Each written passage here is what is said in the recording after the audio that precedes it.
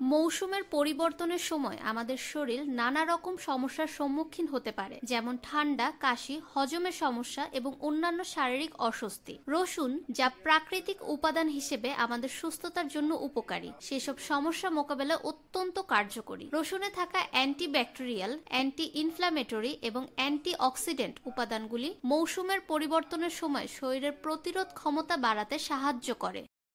রসুনের চা শরীরের প্রতিরোধ ক্ষমতা বৃদ্ধি করতে সহায়ক। এতে অ্যান্টিব্যাকটেরিয়াল গুণ আরও কার্যকরী হতে সাহায্য করে। স্যুপে রসুন যোগ করলে শরীরের সঞ্চালনকে উদ্দীপ্ত করে, যা ঠান্ডা এবং ইনফেকশন প্রতিরোধে সাহায্য করে। এটি হজমের প্রক্রিয়াকে উন্নত করে এবং শরীরের পুষ্টি বাড়ায়। মৌসুমের পরিবর্তনের ফলে ত্বক শুকিয়ে যেতে পারে। রসুনের তেল ত্বকে ময়শ্চারাইজিং এফেক্ট প্রদান করে এবং অ্যান্টি ইনফ্ল্যামেটরি গুণ শরীরের প্রদাহ কমাতে সাহায্য করে।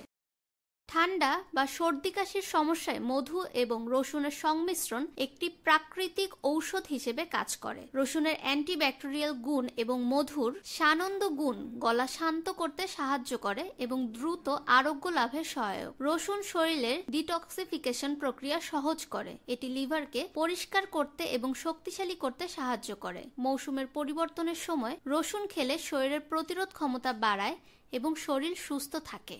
ফাহমিদা বিনতে আনোয়ার, নিরপেক্ষ নিউজ ডেস্ক, ঢাকা।